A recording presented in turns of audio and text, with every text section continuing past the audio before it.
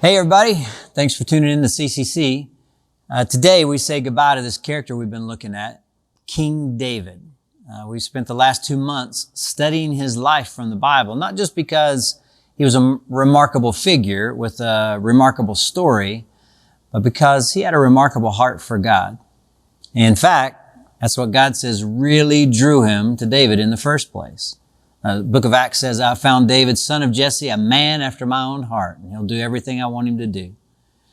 This whole series has been about the heart. It's a heart deal. We've learned a lot, but it's mainly been an opportunity we've had for our hearts to change into hearts that belong more and more to God. You know, as I was thinking about David, I'm not sure that any human being ever existed through higher highs or lower lows than David did. He led an amazing life when you think about it. From, shepherd boy to king, from fugitive to conqueror. He was abandoned, but he knew friendship like few human beings ever have. He was a violent warrior, but he was a tender worshiper too. He was a murderer and an adulterer, but he was also somebody handpicked by God. I don't really know of any human being that had higher highs or lower lows than David. And I think that's part of why whoever you are and wherever you are, you have something to learn from David, because David's been there. I mean, he's run the gamut. And today we wrap it all up. Next week we'll move on to the 2022 version of CCC at the movies. But, my hope is that for all of us around CCC, that you and I, we return to David again and again and again in our own devotional lives.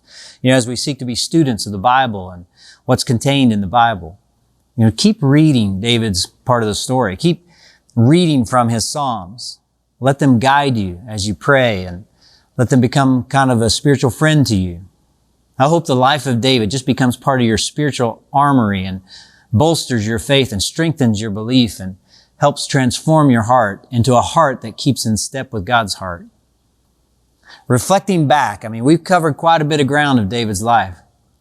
We looked at David and Samuel, and David and Goliath, and David and Saul, and David and the Ark of the Covenant, and David and Mephibosheth, and David and Bathsheba, and then David and Nathan, and David and Absalom, and then last week, David in the temple. So as we wrap up today, I want us to think about David and Jesus. I want us to look together at something that happened to David's name in the New Testament, the second half of the Bible, because there's a very significant connection between David and Jesus. As one scholar put it, the David story anticipates the Jesus story, and the Jesus story presupposes the David story. Some of you will remember in the Bible the story of the Gospel of Luke, the second chapter, when Luke says that Joseph went up from Nazareth in Galilee to Bethlehem, the city of David, because he was of the house and line of David.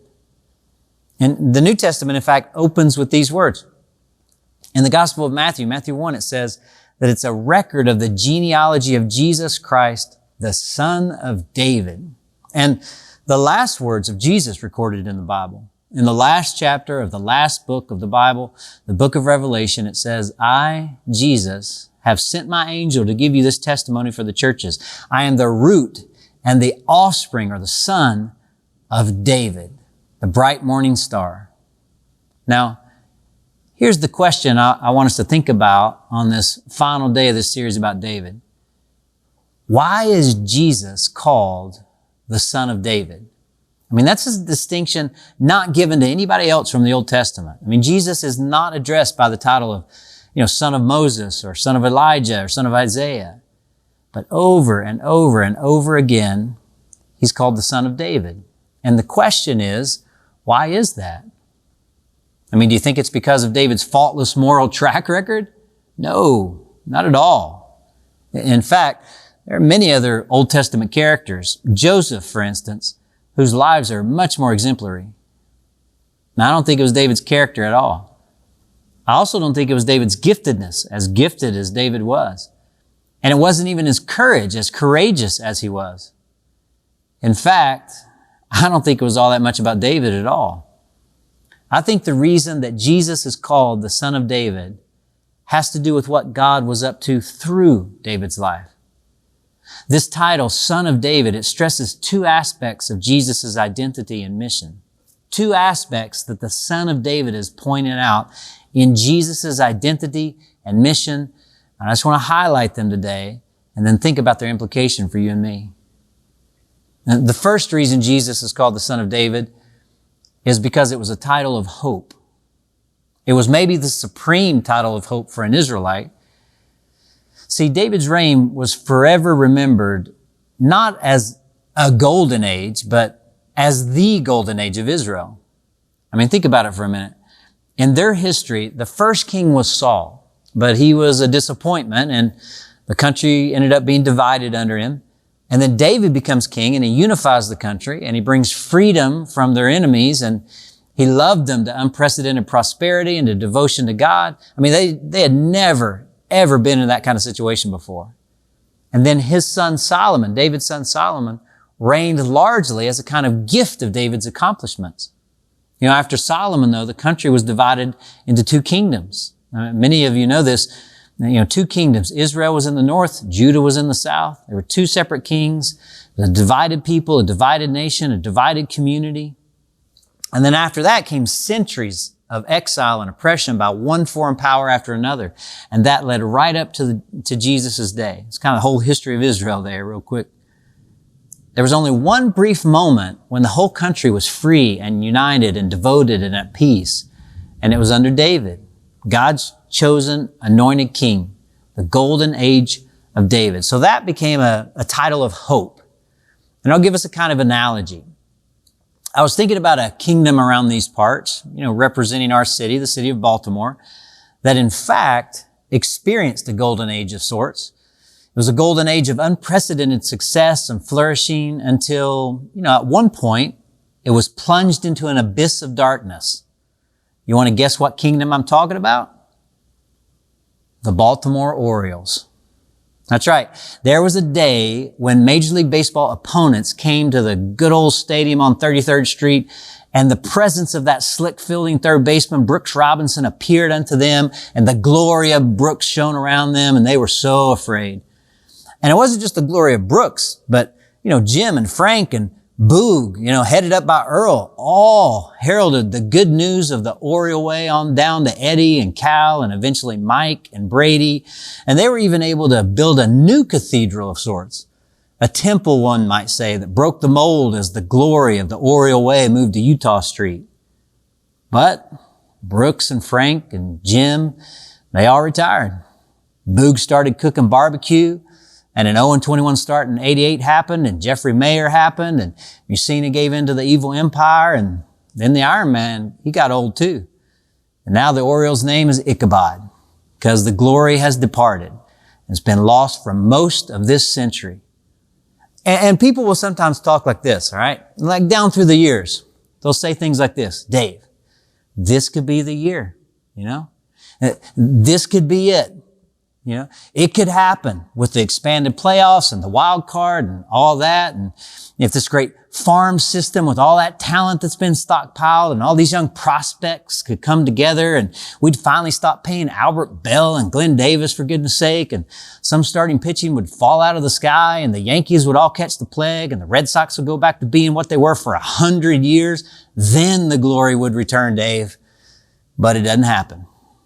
All the good players seem to go away, like Machado or Markakis, or, you know, players can't stay healthy like Bundy or Segui or Ubaldo Jimenez. He comes in to close, or, you know, the front office, even though the team is making a run and is right on the cusp. I mean, the team is right there. The front office decides to trade away the all-star closer in the face of the team, and then it's just more of the same, and the glory is still gone. Since 1983, every other team in the AL East, except for the Orioles, has played in the World Series, and everyone but one has won multiple World Series titles. Nobody even knows what the Oriole way is anymore, and there is no joy in Charm City. Are you picking up what I'm putting down here? Well, listen. By the first century, the glory of Israel was long gone. The glory of Israel was just a real distant memory.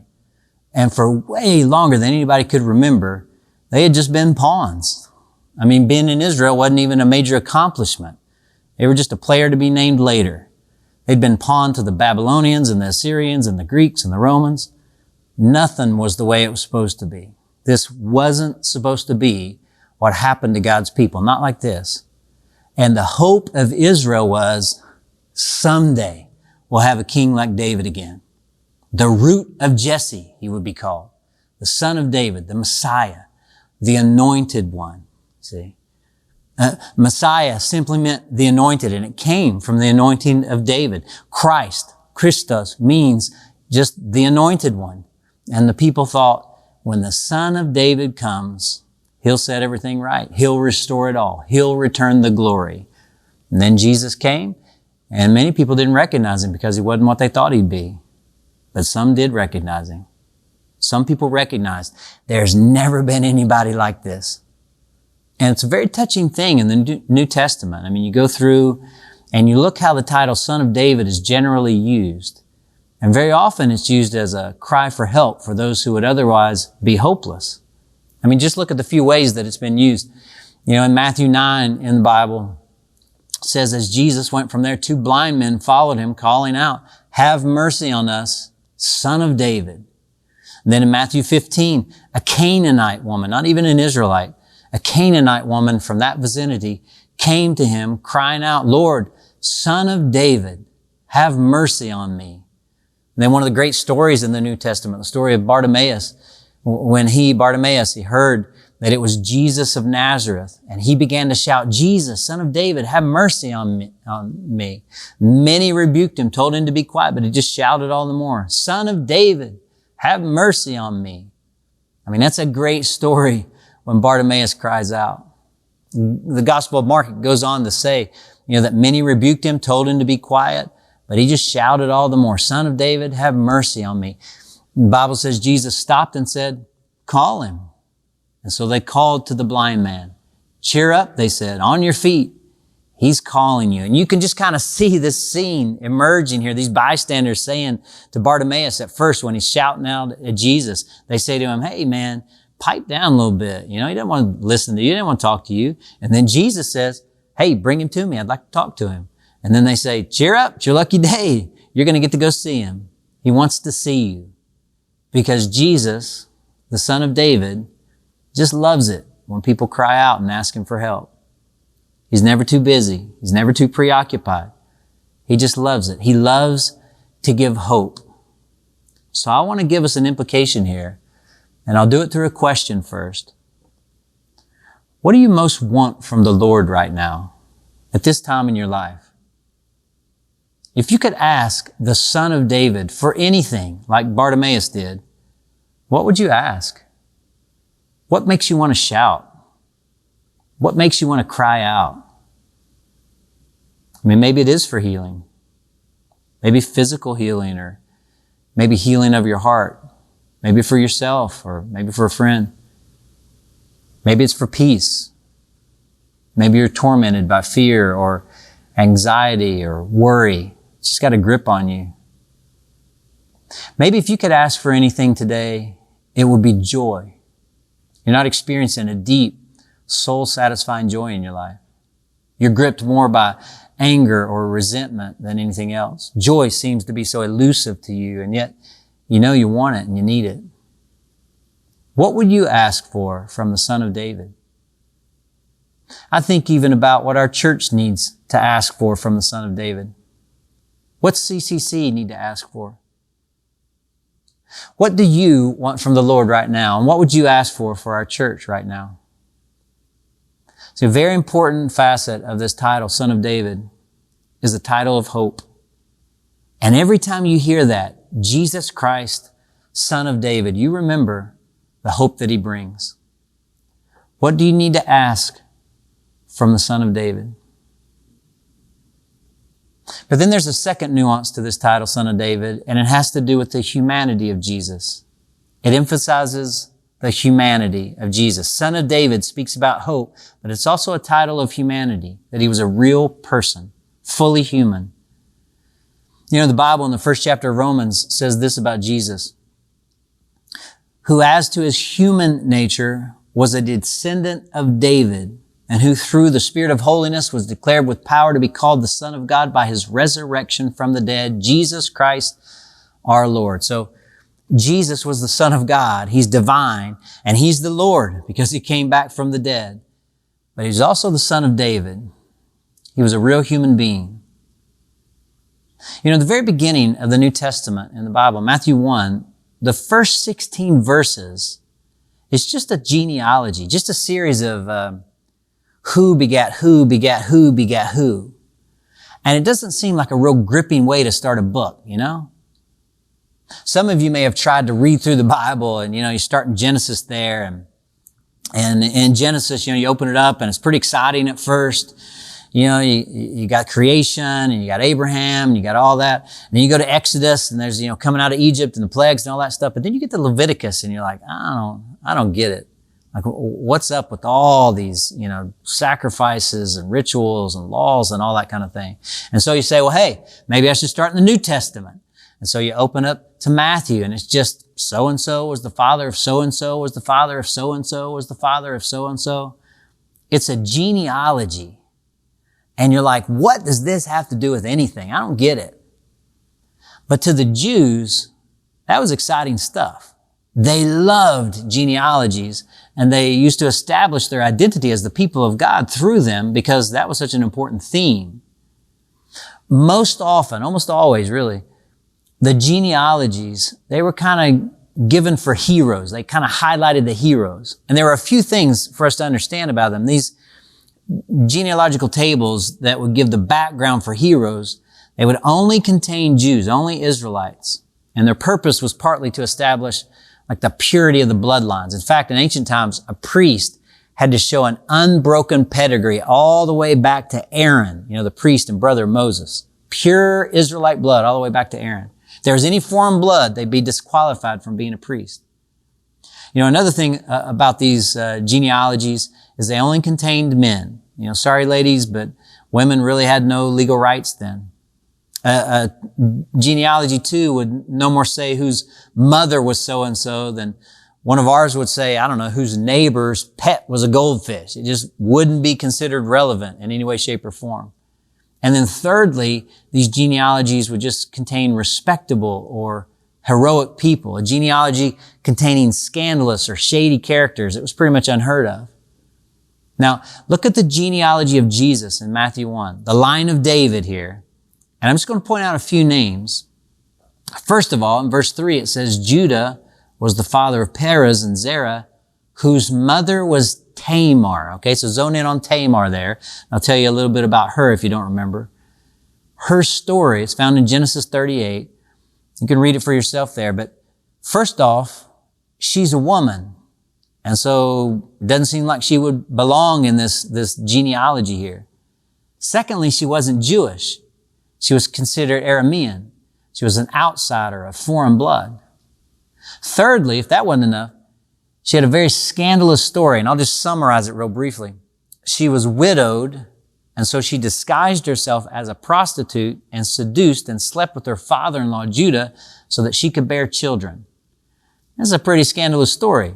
And here she is in the genealogy of Jesus, in the line of David. How about verse 5? Check it out. Salmon, the father of Boaz, whose mother was Rahab. All right, so another woman here, Rahab, not a man. And some of you might remember her from the story of Jericho. She wasn't Jewish either. She was a Canaanite. She was an outsider. And if you remember her story, you will remember she didn't disguise herself as a prostitute. She was a prostitute. But she helped the spies that came in, and so she was saved. And she's in the story here. She's in the genealogy. Also in verse 5, we read on that Boaz, the father of Obed, whose mother was Ruth. All right, so this is the third woman in this genealogy. And they're not supposed to be there, right? And Ruth was also not Jewish. She was a member of the Moabites, who were the pagan enemies of Israel. And she lived with the Israelites because of her mother-in-law. But here she ends up in the story. Then in verse 6, Jesse, the father of King David, David was the father of Solomon, whose mother had been Uriah's wife. All right, so here's a fourth woman, again, not supposed to be in these genealogies. Do you remember her name, the wife of Uriah? Bathsheba. We learned about her in this series. She was an adulteress. And it talks about Uriah, who was known as Uriah the Hittite. In other words, he was a foreigner. So almost certainly Bathsheba was also a foreigner, or else, if not, what would have been just as bad, if not worse to them in those days was she married a foreigner. So here's a genealogy of the hero of the New Testament and really the hero of the human race. And here are 4 characters, not men, but women, not Jews, but Gentiles, unclean, would disqualify any one of them. And all of them involve stories of egregious sin. Any devout Jew would be shocked and scandalized just by the first few, verses in Matthew's story. What in the world is going on here? Well, I'll tell you what I think he's doing. I'll tell you what I think Matthew in his gospel, and really all the gospel writers are doing. I think Matthew is tipping his hand right at the start of this book. And this is a beautiful part of the Bible. What's going on here? He's saying that Jesus Christ, the Son of David, is taking on himself the representation and the salvation of the whole fallen, sinful human race.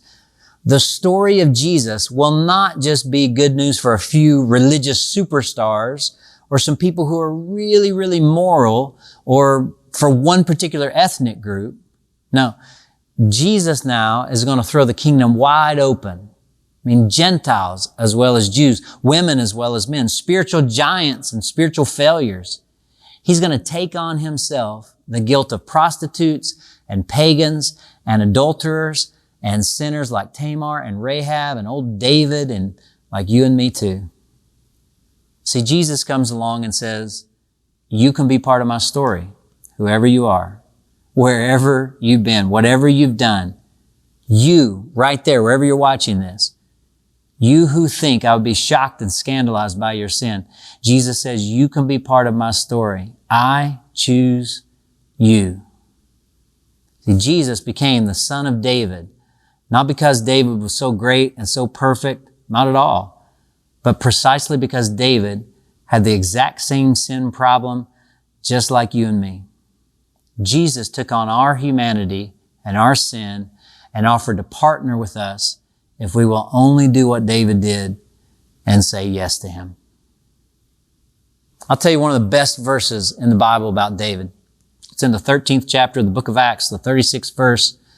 It says this, "For when David had served God's purpose in his own generation, he fell asleep, he was buried with his ancestors, and his body decayed." David, that phrase, served God's purpose in his generation. Now, he did that because of the grace of the Son of David. And David had his day, man. He was born, and the Bible tells us he was handsome, and he had all these gifts, and David got some stuff right, he got some stuff wrong. But David himself, for all his sin and brokenness, he served God in his generation, and then his time passed. And now this is your day. This is your generation, and it just lasts such a brief time, but this is yours right now, this moment. And the Son of David says to you, you there, you can be part of my story. You can serve God, my Father, in your generation. Have you figured out how you're going to do just that? Serve God in your day, in this generation. Wouldn't it be great if you could fill in the Acts 13:36 blank with your name? This would actually be a real good exercise, a bit of a test that's a question. You could take out a pen or pencil or a piece of paper or something, or use those magical thumbs and type it in some handheld electronic device right now and just fill in that blank, for whoever you are. For me, for David Robinson, after he served the purpose of God in his generation, fell asleep and was gathered to God the Father. Can you put your name in that blank there? Just as Acts 13:36 was the epitaph for David, it can be yours too. So the second, the last question I'd like to ask you is this. I've already asked you to think through what you want to and need to cry out to God for, what you'd ask for from the Son of David, from Jesus. And now I'll ask you, What would you like to give God during this season of your life? What do you want to give God? You know, Cal and Brooks and Jim and Eddie and Frank, they're not coming back, man. They played baseball in their generation, but their time is done. David, the son of Jesse, he's not coming back either.